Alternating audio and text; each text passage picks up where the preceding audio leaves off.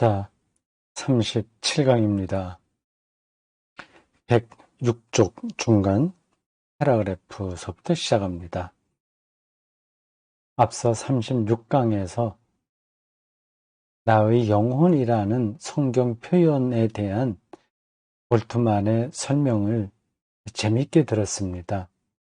그게 생명의 전체성을 하나님 앞에서 바라보는 표현이라는 것을 배웠습니다.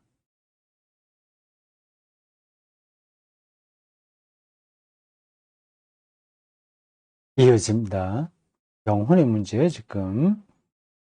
영혼. 보통 그게 생명이니까. 이거를, 현대 일부 자연과학자들의 주장처럼 뇌의 물체적인 것만, 음, 유물론적이죠, 말하자면. 그런 것만으로 인간을 본다면 영혼은 의미가 없는 거죠. 그것도 결국은 뇌의 작용이니까 그 뇌를 어떻게 이렇게 작동시키냐에 따라서 인간의 정신, 영혼도 달라지겠죠. 그렇다면 결국 먼 미래에 인간은 자기 운명을 자기가 결정하게 되지 않겠습니까? 그 말이 정확하진 않은데, 영혼이 없는 인간종이 되겠죠. 그렇게 되냐 안 되냐 하는 건 또 두 번째 문제입니다. 영혼에 관한 성서의 언어가 불변성과 순환, 불가능성을 포함하고 있지 않다는 점은 주목할 만하다. 불변성과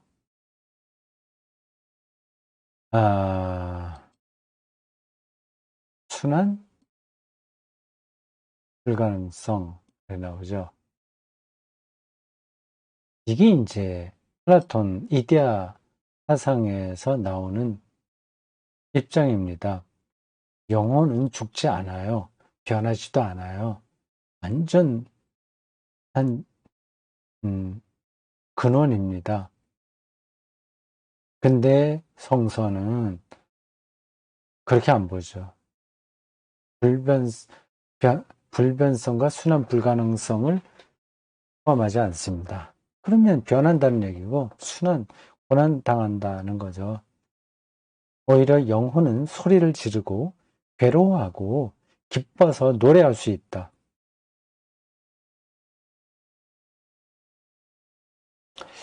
그래요. 아주 오래전 시편에 나온 표현들이 여전히 오늘날까지 그 설득력을 잃지 않은 이유가 여기에 있습니다. 그들이 나의 영혼이라고 하는 그 표현에서 인간 생명을 훨씬 심층적으로 이해하고 있다는 걸 알 수 있죠.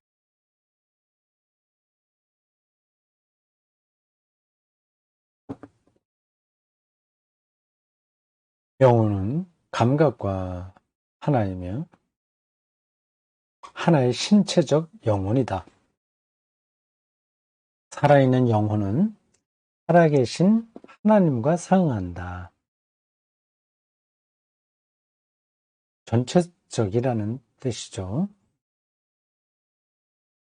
하나님에게만 전체 생명이 예, 보이니까 그거를 우리는 살아있다고 말하는 거고 거기에 연결될 때만 우리도 살아있는 거죠. 영혼은 죽을 수 있는 생명으로서 영원한 생명과 상응하는가.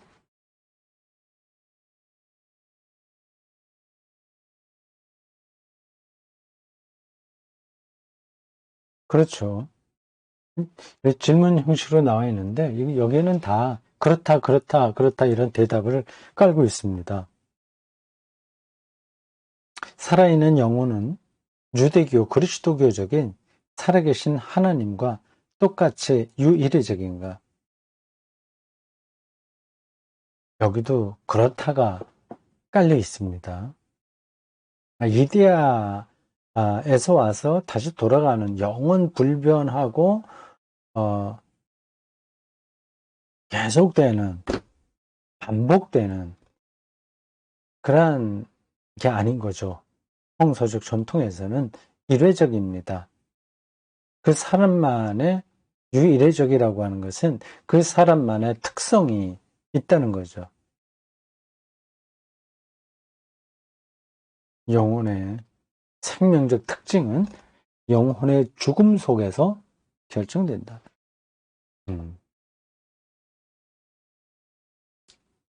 플라톤 이데아론에 의하면 영혼은 죽지 않습니다. 근데 성경에서는 죽는다, 죽음이 가능한 거죠. 조금 복잡하죠.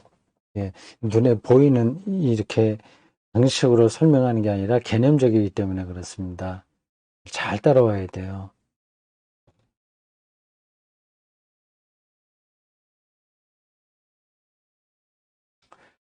전체는 부분의 합보다 더 크다고 말한다. 누가 얘기했죠? 그 유명한 이야기인데 전체는 부분의 합보다 더 크다. 제가 기억이 나진 않네. 이게 중요한 겁니다. 잘 보세요. 이렇게 쉽게 예를 들자면 이렇습니다. 교회에 한 50명 교인들이 있다고 합시다. 뭐 학교라고 해도 좋아요. 한 반에 몇십 명이 있다고 합시다. 그 개개인의 힘이 1이라고 한다면 50명이 모이면 50이라고 하는 힘이 나오게 되겠죠. 근데 전체가 되면 그 50보다 훨씬 더 많은 힘이 거기서 나온다는 겁니다. 그 부분의 합보다는 전체가 더 크다는 거죠. 그건 뭐, 이게 수학처럼 계산하는 건 아닌데, 계산될 수 있는 건 아닌데, 맞는 말입니다.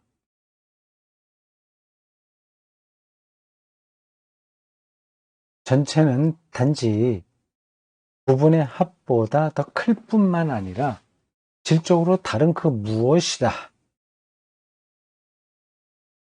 음, 그렇죠. 보세요. 물 분자가 H2O잖아요. 수소 2개, 산소 하나. 그렇죠? 그 각각을 놓고 보면 그냥 분자에 불과한데, 아니, 원소에 불과한데, 그 합해지니까 물이 돼버리죠. 질적으로 다른 어떤 게 되는 겁니다. 전체는 그 하나의 창발적 진화 현상이다. 전체는 하나의 새로운 조직 원리이며, 부분들보다 다른, 어,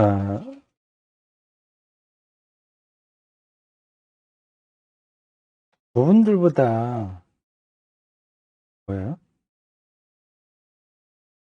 그 문장이 좀 이상해서요. 전체는 하나의 새로운 조직 원리이며, 부분들보다 다른 질을 가리킨다. 질을 가리킨다는 게 무슨 말이에요? 이게 무슨 뜻인지는 알겠는데, 예, 표현이 어색하죠. 부분들보단 다른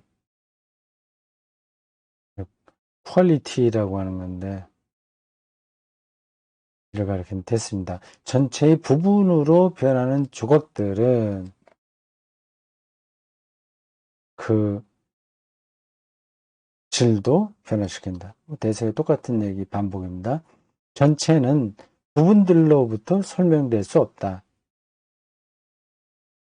예, 질적으로 다른 거니까 다른 쪽으로 창발적 진화를 보이니까 부분들을 잘 살핀다고 해서 전체가 되는 건 아닙니다.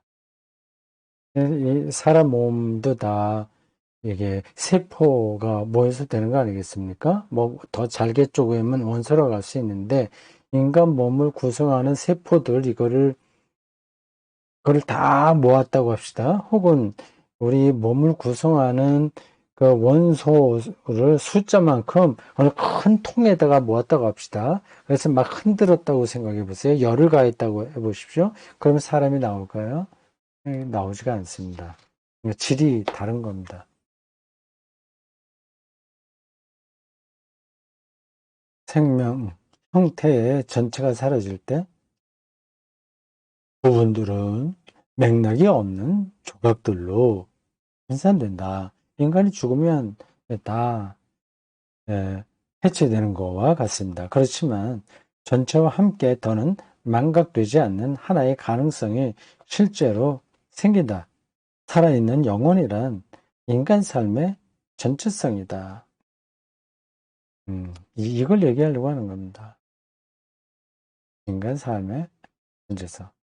살아있는 영혼. 성경이 늘 얘기하는 거 아니겠습니까? 살아있는 영혼.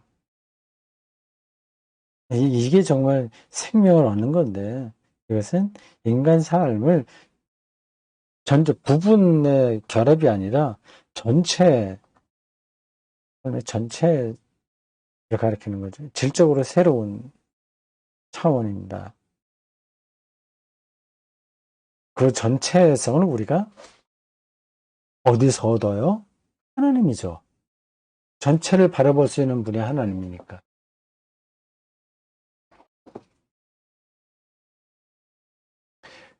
우리의 삶의 전체성은 시간적인 관점에서 우리의 생애다. 레벤스 게슈테. 레벤스 게슈테. 그 가운데서 우리의 기억은 단지 단시가 아니라 단지죠. 여기 책에도 오타가 났어요. 이런 걸 못 고쳤네. 단지, 부분적인 것만을 의식한다. 하지만 그것들이 일어났다는 사실을 우리는 알고 있다. 시간과 함께 그것은 과거로 넘어간다. 이제 우리 인생살이에서 경험되는 것들을 그냥 편하게 설명하는 겁니다. 하지만 그것은 존재 안에 머물러 있다. 존재 안에. 여기서 뭘 가리키는 걸까요? 존재. 자인일 텐데. 음.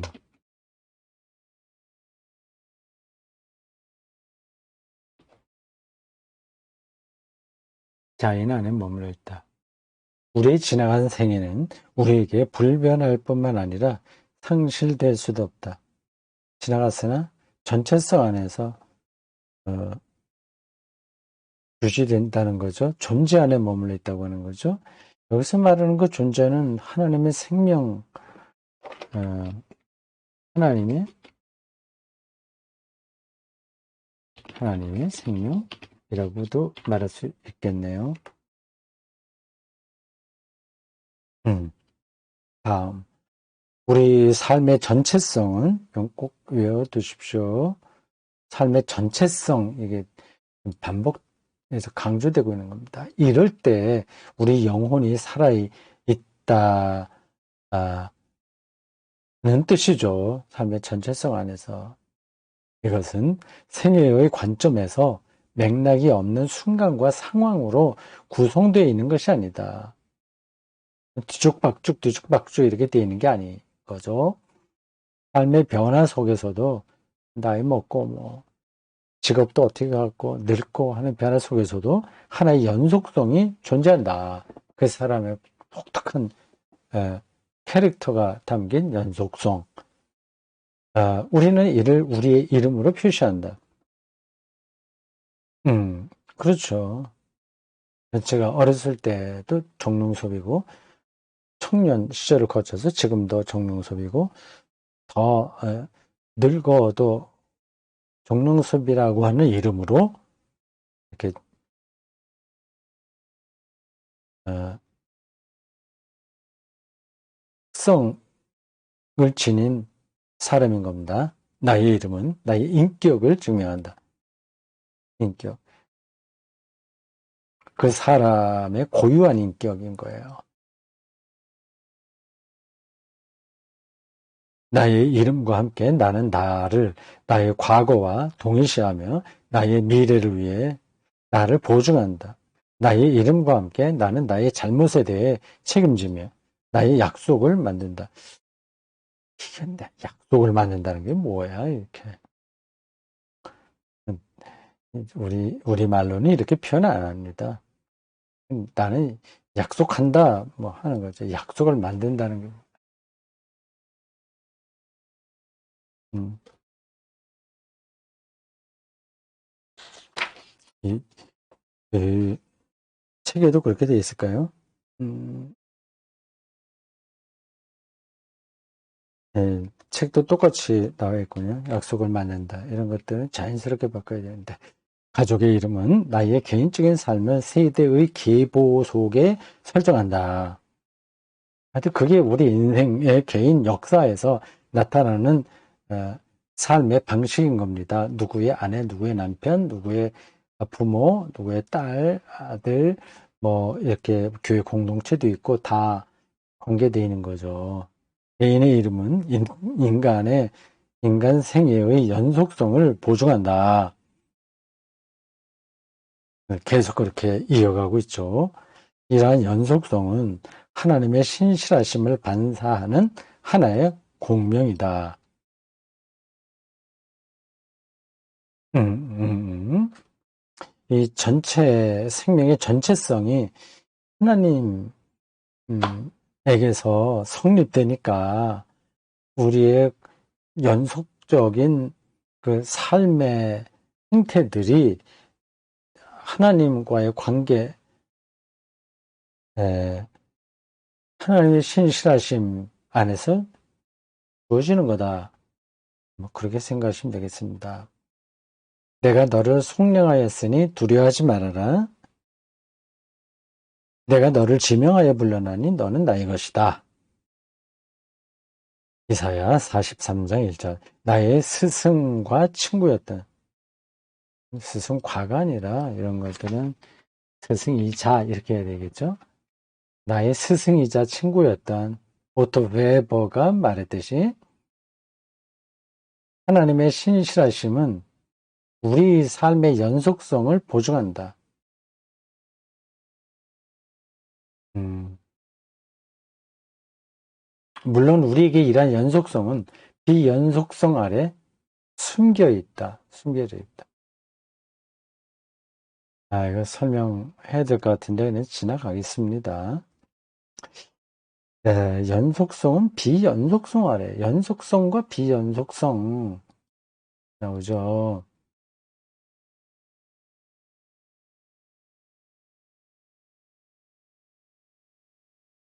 이거 지나갑시다.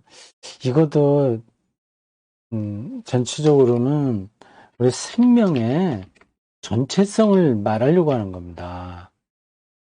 그냥 우리가 이렇게 살아서 누구의 아버지, 남편, 아들, 딸, 누구의 목사, 뭐, 이런 부분적인 것들로만으로는, 우리가 살아있다고 말할 수 없고요. 하나님의 전체성 안에서만 우리가 살아있다는 말이, 시편 기자가 나의 영혼이라고 할 때 그것과 같은 맥락에서 성립되는 겁니다. 그거를 우리의 실질적인 인생살이에서 지금 몰트만이 어떻게 나타나는지를 설명했습니다. 이 연속성이 유지가 되잖아요. 누구의 그 가족으로서 아니면 회사 같은 동료로서 뭐 등등. 그래서 자기 이름을 갖고 쭉 살아오는 과정들, 이게 하나님의 신실하심에 있는 거다. 그런 뜻입니다. 우리의 삶의 전체성은 공간적인 관점에서 우리 삶의 형태다. 조금 더 까다로운 문제, 개념들이 나오는데 이건 빨리 읽고 지나가는 게 낫겠습니다. 삶의 형태, 레벤스, 게슈탈트. 게슈탈트는 앞에서도 잠깐 얘기했죠. 이렇게 형태를 가져서 나타나 있는 어떤 일, 어떤 사건, 어떤 인물, 그걸 통틀어서 게슈탈트라고 합니다. 여기에는 우리의 신체적인 형태만이 아니라 우리가 영위한 삶의 형태도 속해 있다. 형태, 환경, 연구에 따르면, 이전 연구가 있어요. 형태, 환경 연구에 따르면 한 인간의 삶의 형태는 일련의 환경 속에서 형성된다. 네, 인간론이 여기 나오는 거예요. 자연적인 환경 속에서는 산, 하늘, 바다, 한 인간의 유전적 구조와 그의 질병의 역사가 있다. 거기에 따른 어떤 것들이 있고 사회적 환경 속에는 인간이 성장한 사회가 있고 인간이 수용하거나 인간에게 주어지는 다양한 사회적 욕구가 있다. 인간의 자기관계가 있다. 사회적 환경 속에서요. 자기 자신과 맺는 관계 속에서도 한 인간은 그 삶의 형태를 형성하거나 감사한다. 그 사회적 환경 속에서 인간이 그 특별한 형태로 살아간다는 겁니다. 한 인간이 자신의 삶의 형태를 획득하는 초월적인 신적 환경. 그러니까 초월적 신적 환경, 아까 나온 그 개념과 연관시키면 전체는 부분보다 우월하다는 겁니다. 질적으로도. 예? 그걸 바닥에 깔고 보셔야 돼요.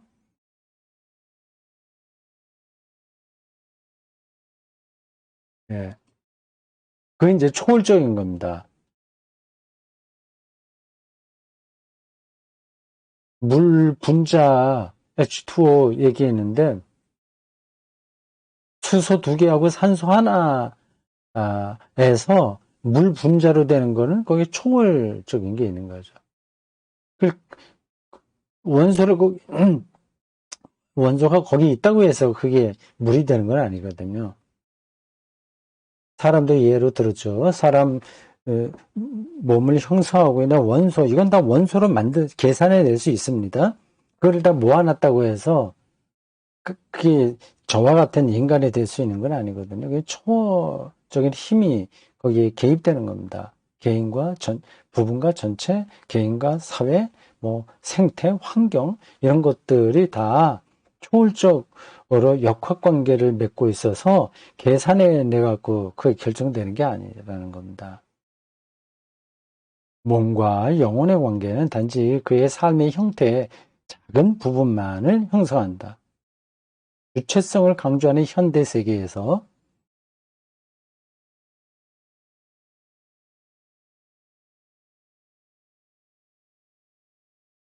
자기 관계는 지나치게 강조되고 있지만 자기 중심인 거죠. 자기 관계는 다른 여러 관계 가운데서 단지 하나의 관계일 따릅니다. 모든 걸 이제 자기가 나와 너와의 관계 이걸로 자기가 누군가를 찾으려고 하는데 그건 일부라는 겁니다. 일부.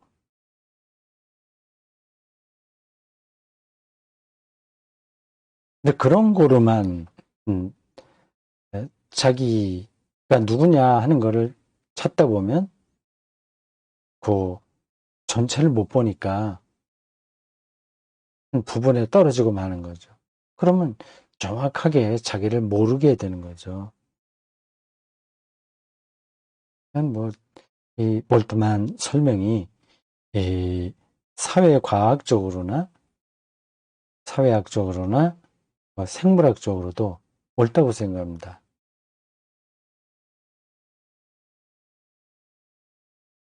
계속해서 전체성을 강조하고 있어요. 육체와 영혼이 이렇게 분리되고, 사유하는 나와 물체로서의 나, 이게 분리되고 하는 그게 아니라 전체성에서 자기를 봐야 되는 거죠. 그게 성서 언어로 내 영혼으로 나타납니다.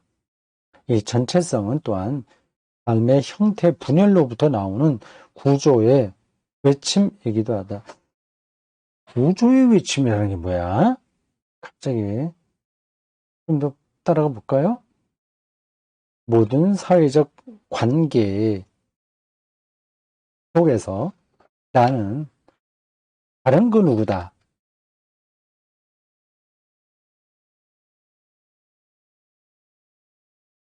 나는 로베르트 무질이 그의 소설에서 묘사했던 개성이 없는 사람과 같다.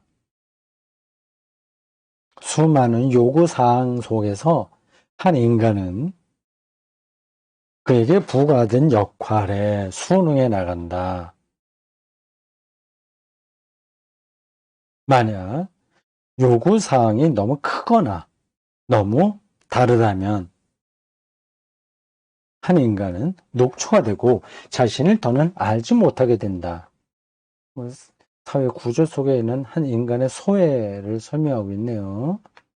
로베르트 무질이라고 하는 사람이 그런 것들을 설명해낸가 보죠. 자, 우리가 20세기의 정치적 변혁 속에서 한 인간이 아주 그 개성과 모든 인간다움, 살아있음, 그걸 다 상실하게 되는 사회 구조가 있다는 거죠. 우리가 20세기에 정치적 변혁 속에서 보았듯이 이건 뭐 1차, 2차 세계대전을 전제하는 겁니다. 한 인간은 사회적으로 그리고 정치적으로 매우 수능적이다. 정치 지도자가 아주 강렬한 카리스마를 갖고 끌어가면 내가 옳은지 그른지도 모르고 내 따라가게 돼 있습니다. 어떤 낯선 남자의 피리 소리를 듣고 동네 어린아이들이 다 따라서 산속으로 들어갔다는 동화와 비슷한 거죠. 독일에서 특별히 그런 일이 많이 일어났죠. 순응하게 되는 겁니다. 우리가 알고 있는 삶의 모든 형태는 행복이라는 의미에서 온전하지 않다.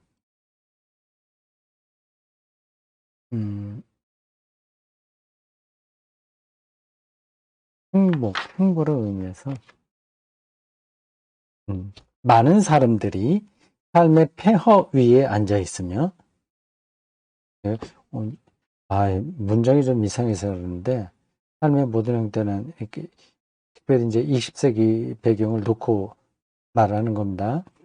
삶의 모든 형태가 행복을 추구하긴 하는데 그 완전한 행복은 없다 그 얘기입니다. 많은 사람들이 삶의 폐허 위에 앉아 있으며 다른 사람들은 자신의 삶의 환멸을 느낀다. 많은 사람들이 자신들의 삶을 전혀 살지 못한다. 예. 다른 사람들은 자신들의 삶 자체를 파괴해버렸다. 건강과 행복과 질서의 의미에서 전체성은 자기의 삶의 전체성, 이것은 하나의 갈망이지 결코 상태가 아니다. 상태가 아니다. 그렇게 가게 되면 다 해결된다는 게 아닙니다. 소유가 아니라는 말하고도 비슷한 거예요. 그쪽을 향해서 우리가 끊임없이 가고 있는 거지 이미 거기에 도달할 수는 없습니다. 이런 의미에서 전체성은 우리가 여기서 그리고 지금 오직 순간적으로만 경험하는 충만한 삶의 한 가지 속성이다. 멋진 표현이네. 아주 순간적으로만, 네? 아직 뭐 이 순간에 우리가 멋지게 살자 그 뜻이 아닙니다. 우리가 늘 충만하게 있지는 못해요. 오르락 내리락 그렇게 하죠. 근데 어느 순간에 그런 충만한 삶을 경험해요. 떨어지지는 또 올라가고, 예. 그, 그것의 한 속성이, 예, 전체성이라는 겁니다. 전달이 됐죠? 저는 알겠는데, 설명이 좀 애매한 것 같아서 그렇습니다. 이 순간, 음, 예, 독일어로 아우겐, 대문자세죠. 아우겐, 그다음에 블릭, CK, 예, 아우겐 블리죠. 예, 눈이라는 뜻입니다. 아우겐, 블릭은 아우겐 블릭. 본다는 뜻인데 어떤 단어의 변형인지 그걸 제가 지금 정확하게 말씀드릴 수가 없네요. 아우겐 블릭 스펠링이 맞죠? 독일어 찾아보지 않아도 되겠죠? 예, 이 순간, 네, 우리는 온전히 존재하고 있고 온전히 사물과 함께 있으며 영적으로 온전히 현존하고 있다. 언젠가 다시 떨어질지 모르나? 지금은 그렇다. 그리고 우리는 이 삶을 온전히 긍정하면 우리 자신 밖으로 나와서 나 자신의 밖으로 나와서 우리 자신을 온전히 투신하고 우리 자신을 온전히 노출하며 개방하며 우리 자신을 온전히 희생한다. 분열되고 모호한 삶 속에서 세계가 그렇잖아요. 우리는 무조건적인 사랑 속에서 이 전체성을 경험한다. 자, 여기까지 됐습니다. 영생과 연관되는 문제를 나의 영혼이라는 그 성서 표현으로부터 시작해서 이 생명의 전체성 경험과 또한 그것이 이 순간에 경험되는 하나의 속성이라는 설명이 나온 겁니다. 거기까지 됐습니다. 수고하셨습니다.